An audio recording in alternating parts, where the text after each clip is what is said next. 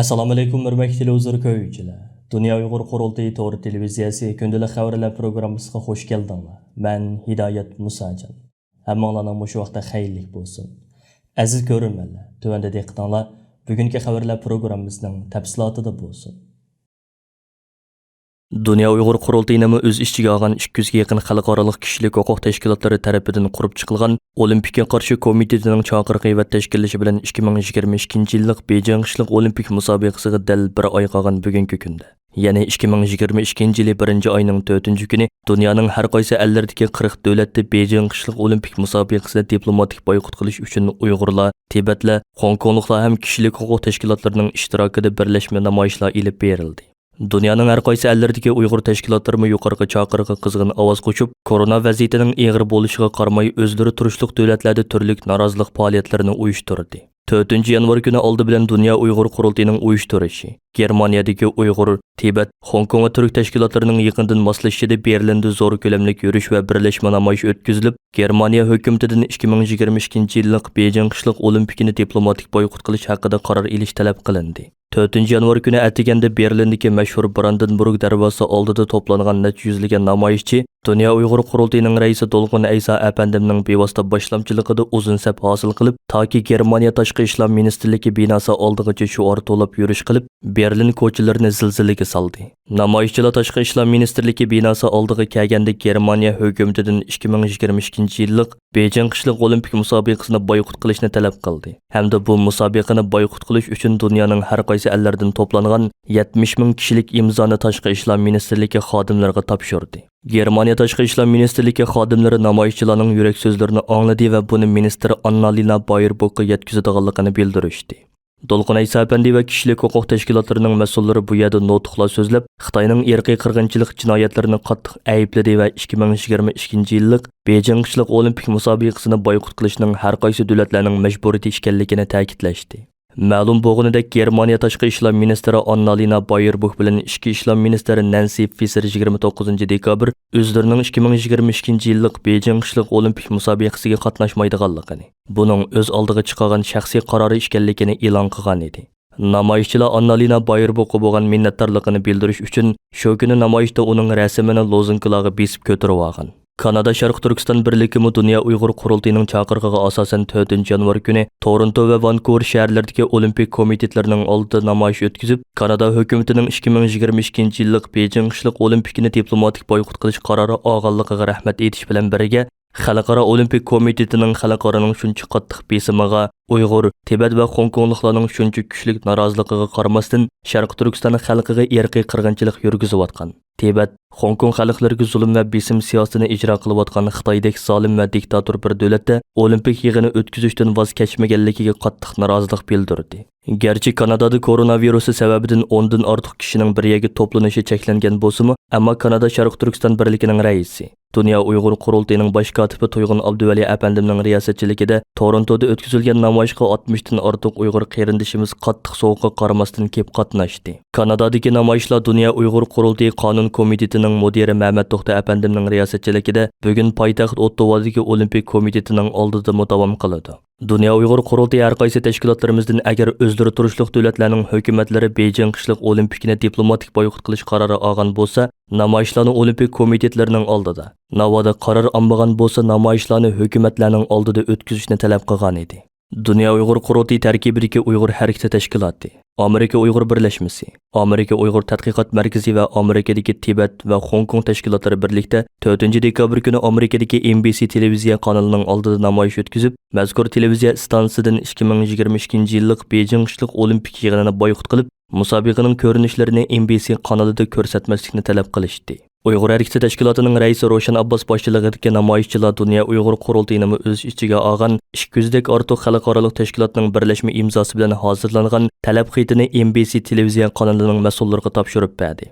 Roshan Abbos xonim namoyishda qilgan so'zida Amerika hukumatining 2022-yillik Beijing qishliq olimpik yig'inini diplomatik boykot qilish qarori olganligiga qayta minnatdorlik bildirish bilan birga, Amerikadagi har qaysi sohaning Beijing olimpikini turli usullar bilan boykot qilishi lozimligini, Xitoyning Uyg'ur xalqi ustidan yurgizayotgan qirg'inchilik siyosatining va lager tuzumining hozirma ham jiddiy davomlashayotganligini, insoniyat dunyosining bu xil zulmiga sukut qilib turmasligi lozimligini ta'kidlab o'tdi. Avstraliyadagi Uyghur tashkilotlarimi Dunya Uyghur qurultiyining chaqiriqiga yaqindan ovoz qo'shib, Sidney va Adelaide shaharlaridagi Olimpik komitetlarining oldida 2022 yillik Beijing qishliq olimpik yig'inini boykot qilib namoyishlar uyushtirdi. Avstraliyada koronavirusi vaziyatining intayin og'ir bo'lishi sababidan ko'p odamning to'planishi qattiq cheklanganligi uchun namoyishlarga oz sondagi Uyg'ur qarindoshlarimiz vakil bo'lib qatnashishga majbur bo'ldi. Viktoriya Uyg'ur jamiyati namoyish ruxsati olinmagani uchun Avstraliya Olimpik komitetiga norozilik maktubi yo'llash orqali Dunya Uyg'ur qurultiyining chaqiriqiga ovoz qo'shdi. Yaponiya Uyg'ur jamiyatimi Dunya Uyg'ur qurultiyining chaqiriqiga asosan 4-yanvar kuni Yaponiya Olimpik komitetining oldida Tibet va Hong Kong tashkilotlari, shundaqla Uyg'urlarni qo'llab kelayotgan yapon do'stlar bilan birlikda namoyish o'tkazib, Yaponiya Olimpik komitetidan 2022 yillik Beijing qishliq olimpiyaga tanharakacha avatmaslikni talab qilish bilan birga Yaponiya shirkatlarini Beijing olimpik yig'iniga sponsor bo'lmaslikka chaqirdi.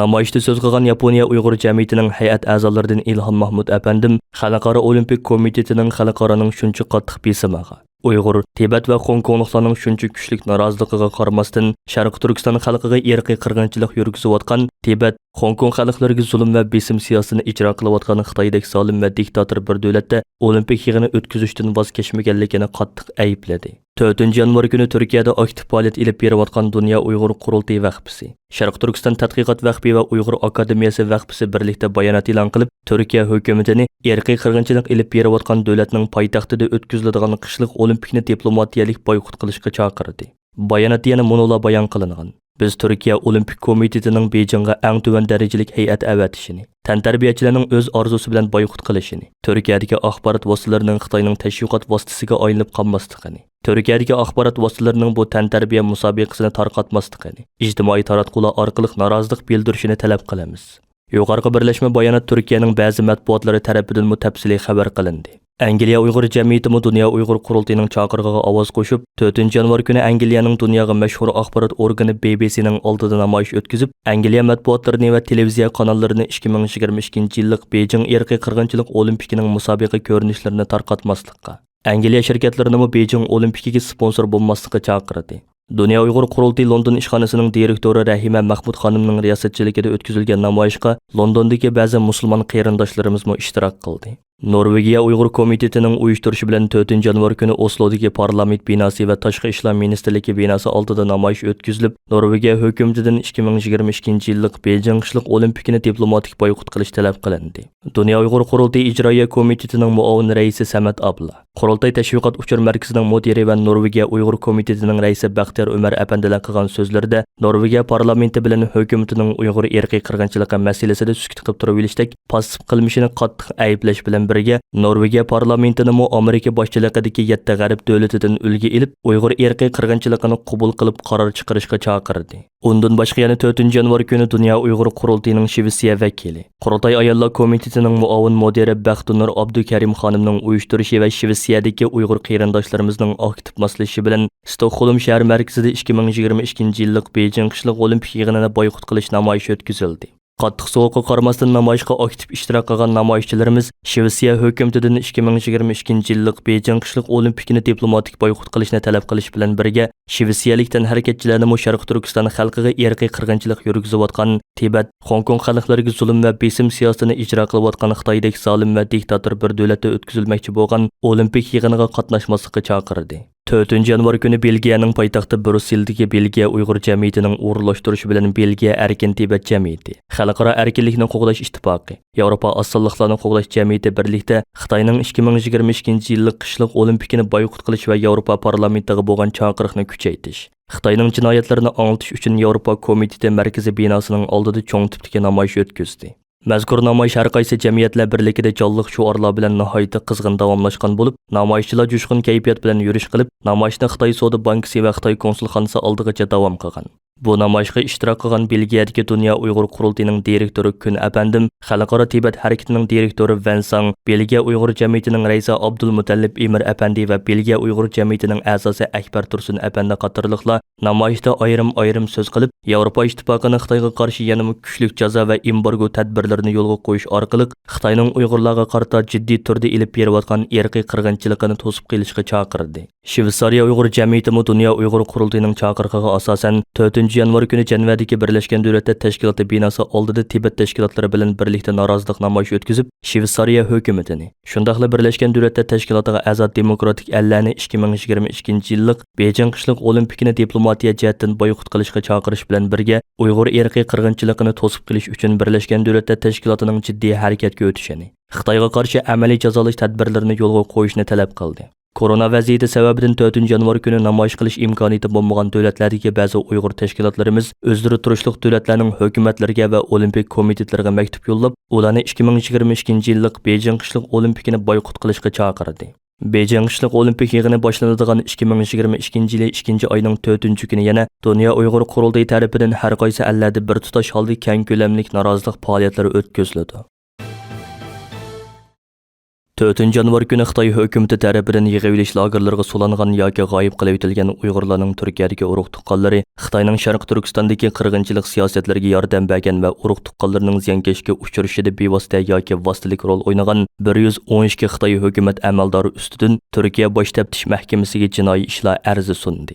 Üstüdün arz sunulgan Xitoy amaldorlari orasida Xitoy raisi Xi Jinping, atalmış Uyg'ur Abdunum rayonining sobiq partikum sekretari Chin Chöngu qatorliqlar bor.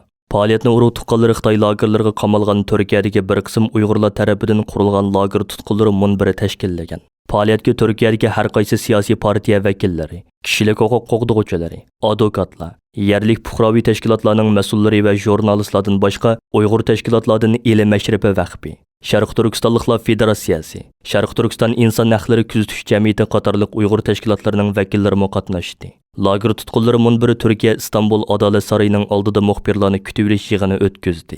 Mazkur da'voning bosh advokati Guldan Sönmez arznamining yer shar'iy adliya huquqi prinsipi asosida hozirlanganligini bildirib mundoq dedi. Biz 19 kishining murojaati bilan ular bizga bildirgan ziyonkashlikka uchrag'uchi 116 lager tutquni bilan munosabatlik 112 Xitoy hukumat amaldori ustidan arz sundiq.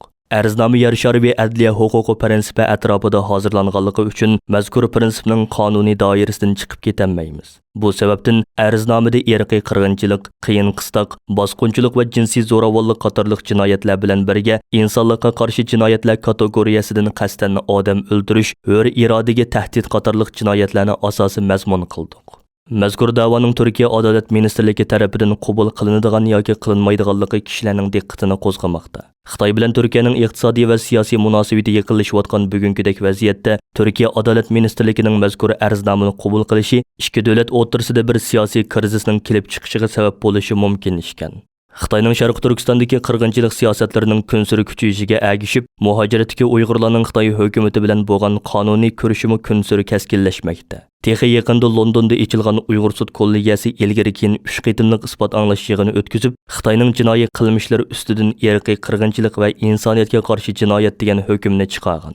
Orqada Dunya Uyg'ur Qurultiyi bilan Uyg'ur kishilik huquq qurilishi Uyg'urlarga irqiy qirg'inchilik yurgizayotgan Xitoy hukumati va uning asosli rahbarlari ustidan Argentina sotiga arznoma sunadiganligini e'lon qilgan edi. Xitoy hukumatining Sharq Turkistondagi siyosiy bostirish harakati tufaylidan g'arb dunyosida Xitoyga jazo e'lon qilish harakati o'xshamagan darajada o'tirg'i chiqqan edi.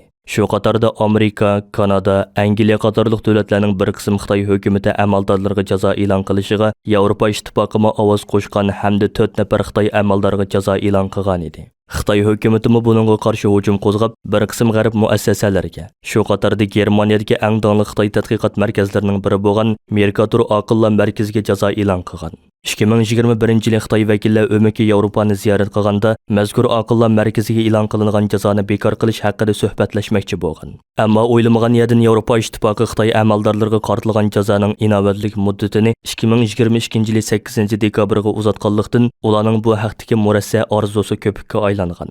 Janubiy Xitoy Sar pochtasi gazetining 3 yanvardagi xabarida aytilishicha, sobiq Xitoy bosh elchisi Wu Hongbo boshchiligidagi vakillar o'maki 2021-yil noyabrda Mercator aqllar markazining xodimlari bilan suhbatlashgan.